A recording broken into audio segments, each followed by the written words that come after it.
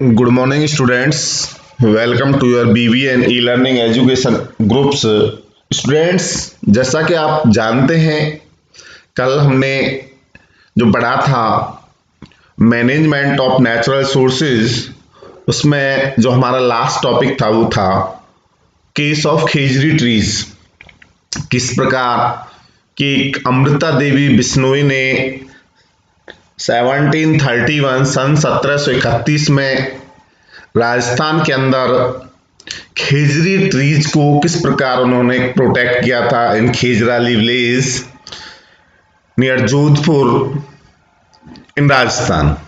तो उसके साथ साथ अमृता देवी बिश्नोई ने 363 जो पीपल थे उनको भी सैक्रिफाइस कर दिया था इस आंदोलन में।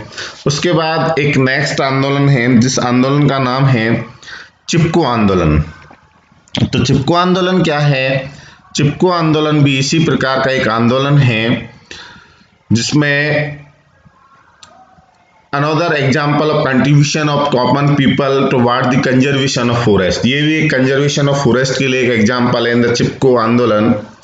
जो चिपको आंदोलन था originated from an incident in a remote village जिसको रैनी गांव कहते हैं इन गढ़वाल। ये हिमालयाज की हाई अप चोटियों पे पाया जाता है। इन अर्ली 1970s में इसको स्टार्ट किया गया था चिपको आंदोलन को।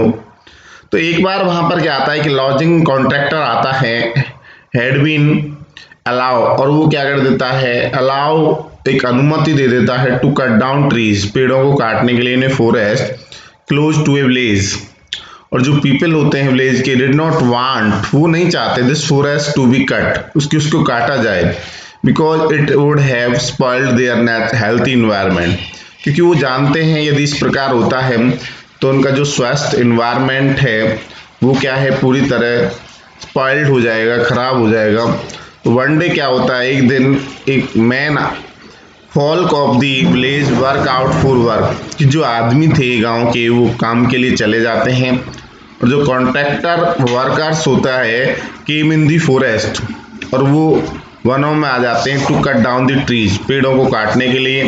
तो इन एब्सेंस ऑफ मैन, आदमियों की अनुपस्थिति में जो वुमेन होती हैं विलेज की, वो क्या होती हैं, रीच द फॉरेस्ट, वो जंगलों में पहुंच जाती हैं quickly, and clasped the tree trunk with their arms, और जो पेड़ होते हैं उनको अपनी बाहों में भर लेते हैं, preventing the workers from cutting down the trees. और इस प्रकार वो क्या करते हैं, जो वर्कर्स होते हैं उनको पेड़ों को काटने से रोक देती हैं, और जो फॉरेस्ट ट्रीज हैं वर्थ सेव्ड, वो क्या है, इस प्रकार बच जाते हैं। तो इस प्रकार ये जो आंदोलन था, इस आंदोलन का नाम था चिपको आंदोलन।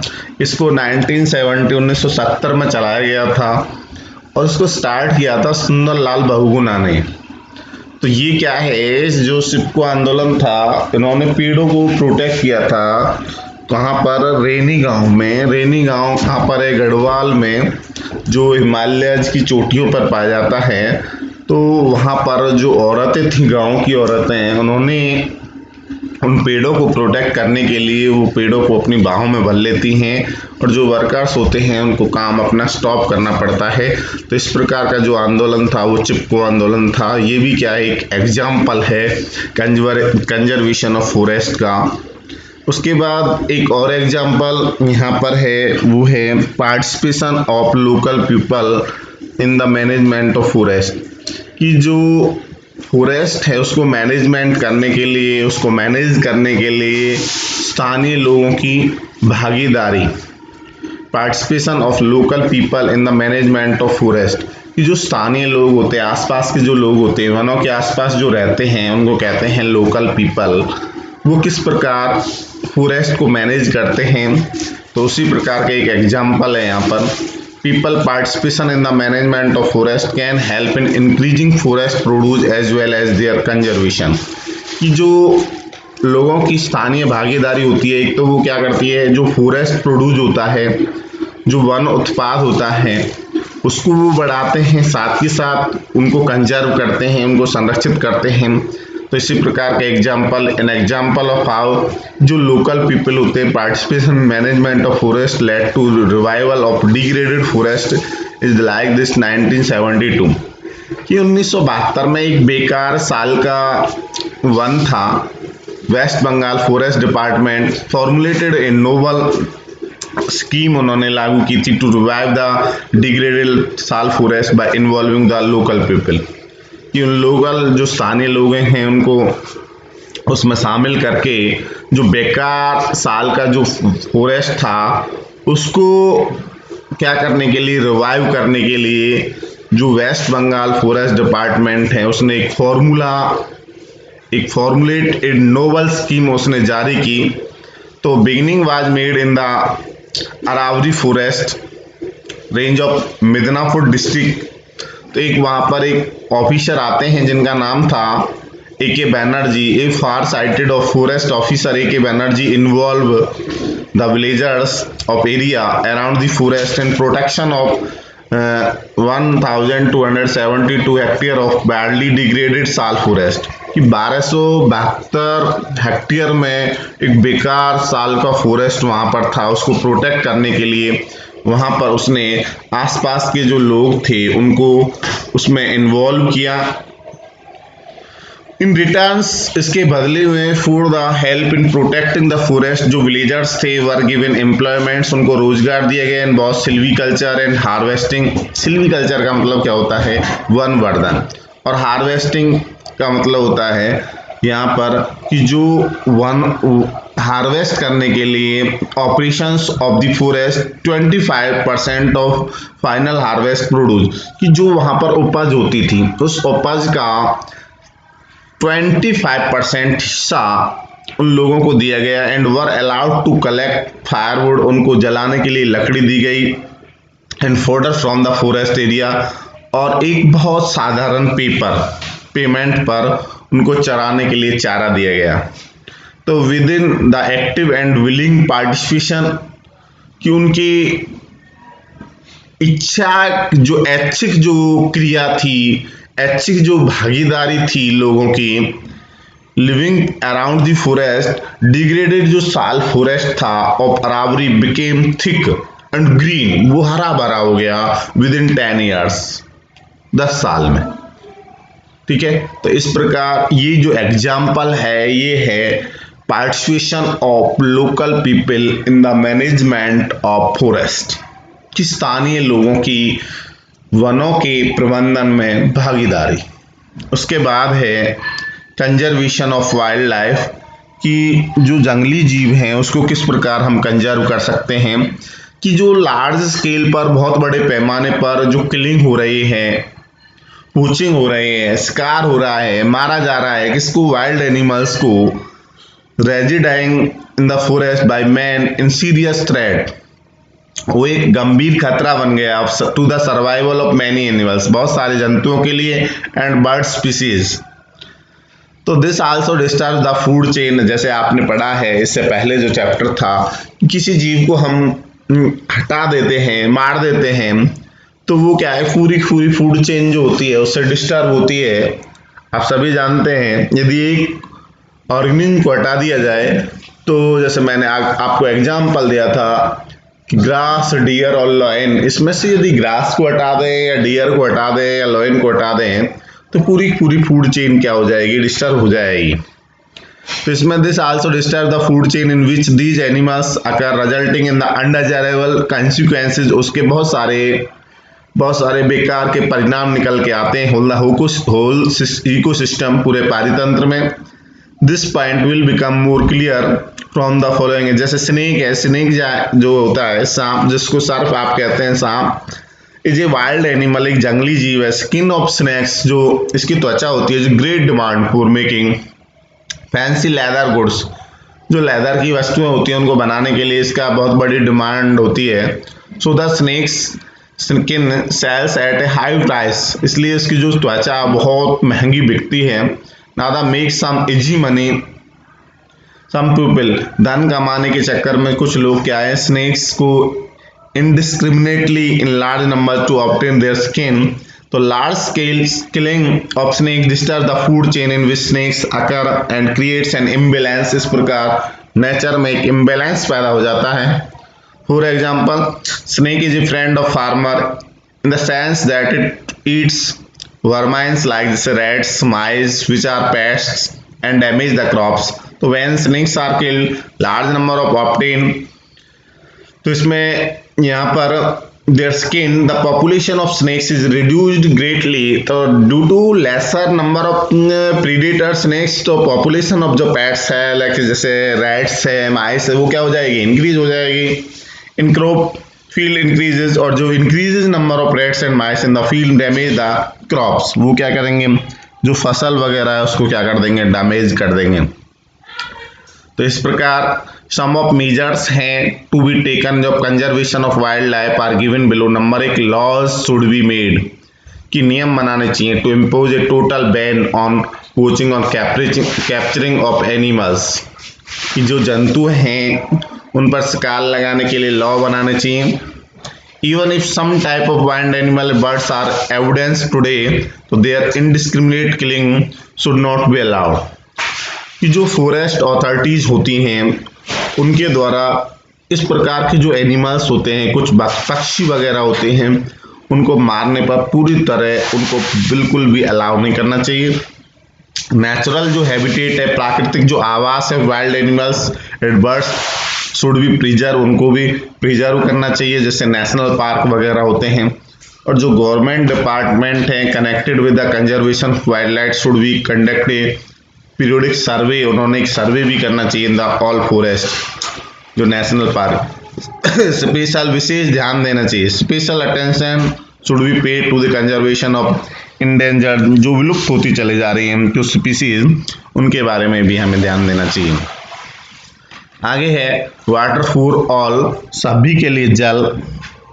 वाटर जो होता है is basic necessity for all of life, सभी जीवों के लिए जो एक मूलभूत आवश्यकता है water in human beings and other animals as well as plants. Some जो पार्ट्स ऑफ होती है our country have good sources of water. कुछ ऐसे हमारे देश के कुछ हिस्से ऐसे हैं जहाँ पर जो वाटर है उसके अच्छे रिसोर्सेज हैं, whereas other parts suffer from chronic water shortage. कुछ ऐसे हैं बहुत ज़्यादा जो वाटर की शॉर्टेज को सफ़र कर रहे हैं. तो reasons having good ability of water are flourishing because they have good crop. जहाँ पर पानी की उपलब्धता है वहाँ अच्छी फसल होती है.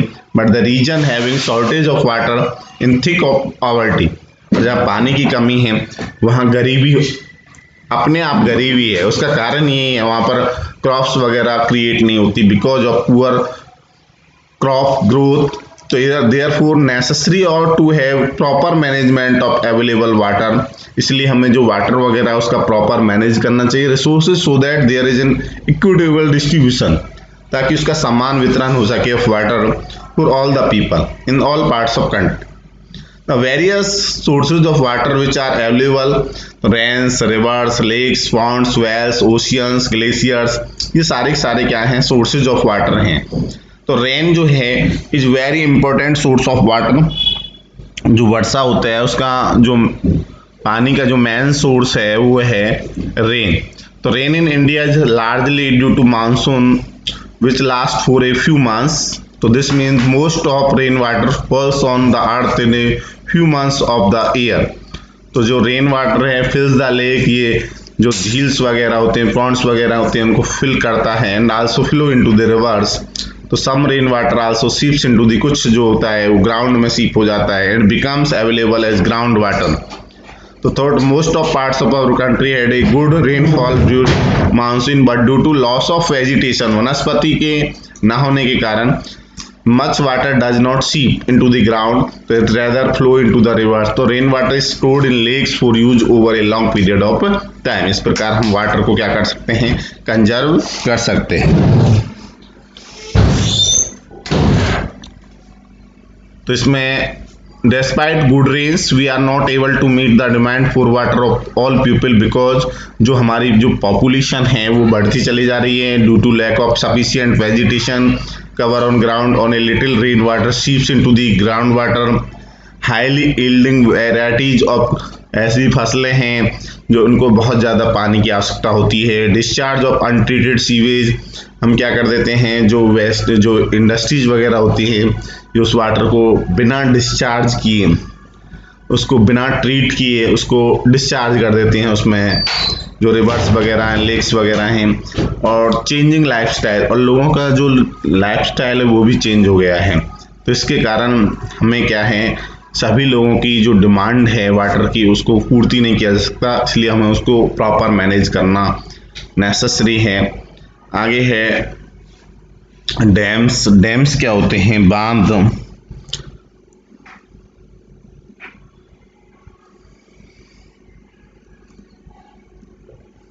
बांधों के बारे में और पढ़ेंगे।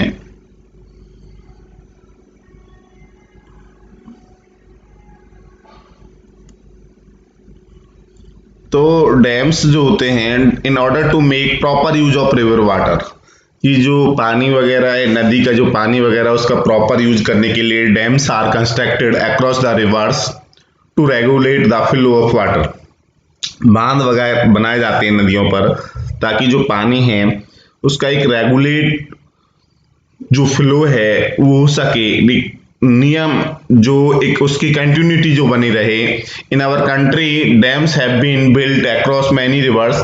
तो जो large reservoir of dam stores huge amount, बहुत बड़ी मात्रा में वहां पर पानी जो होता है स्टोर हो जाता है। This stored water is then allowed to flow. उसके बाद उस स्टोर्ड वाटर को अलाउ किया जाता है फ्लो करने के लिए down streams at the desired rate, अपनी वांछित इच्छा के अकॉर्डिंग जहां पर भी उसको भेजना है। इसी प्रकार का भाखड़ा डैम है one such dam which has been built, जिसको बनाया गया अक्रॉस द रिवर सतलुज नदी पर in the state of Punjab. Dams built across the rivers are big store house of river water. आगे है dams are useful for society. जो dams होते हैं वो क्या होते हैं? यूजफुल होते हैं सोसाइटी के लिए।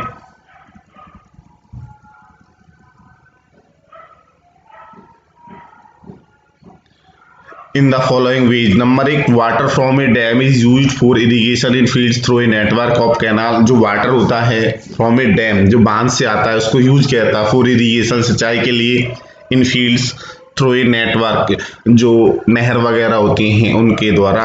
दूसरा, water from dam is supplied to the people in town and state through pipelines. जो पाइपलाइन के द्वारा जो नगर और शहर बसे होते हैं उनको वाटर सप्लाई किया जाता है। तीसरा, जो फॉलिंग वाटर होता है from the dam is use for generating electricity.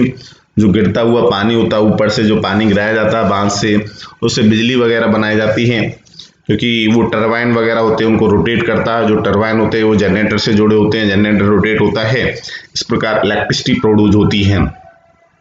जो कंस्ट्रक्शन किया जाता है बांधों का, construction of high rise dams for the management of river water and generation of electricity has certain problems. तो उसके द्वारा बहुत सारी प्रॉब्लम्स भी क्रिएट होती है। Number 1, social problem.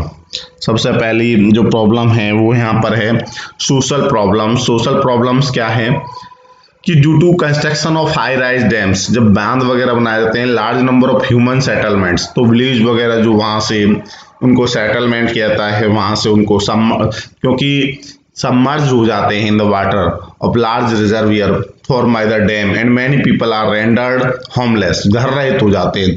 तो this creates a social problem. इसके कारण क्या है, एक सामाजिक समस्या। जहाँ बांध वगैरह बनता है वहाँ आसपास जो गांव होते हैं, कई बार बांध वगैरह टूट जाए तो क्या होता है, वहाँ पूरा जो एरिया है वो सबमर्ज हो जाता है। फिर लोगों को क्या किया जाता है, सेटलमेंट किया जाता है। उसके बाद कुछ लोग ऐसे हो जाते हैं जो होमलेस भी हो जाते हैं, उनको घर भी नहीं मिल पाता।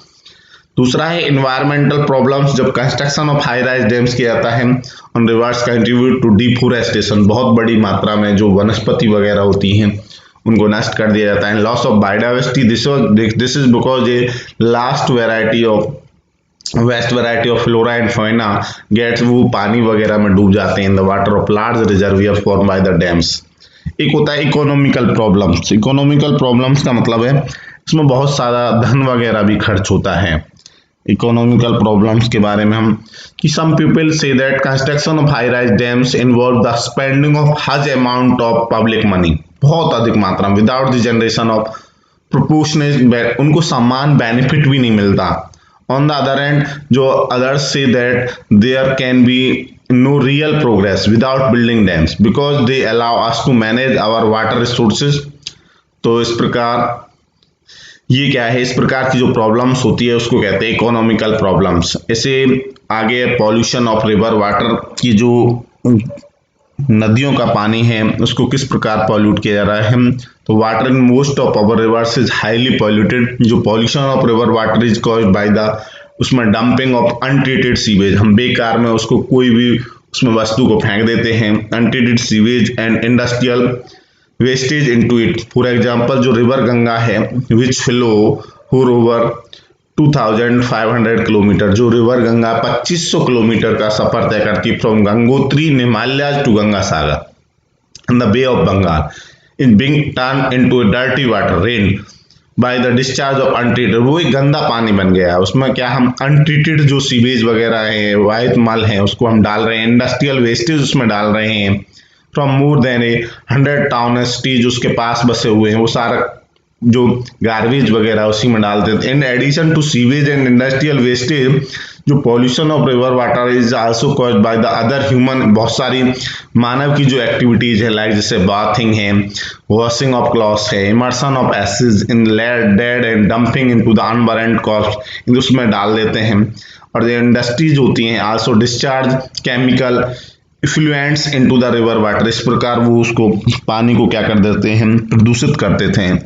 आगे है contamination of river water can be useful found from 2 factor. Number 1 presence of coliform, तो उसके कारण क्या उसमें कॉलीफॉर्म जो बैक्टीरिया है रिवर उसकी मात्रा बढ़ती चली जा रही है, और जो मेजरमेंट है पीएच ऑफ रिवर वाटर वो भी क्या होता चला जा रहा है, चेंज होता चला जा रहा है।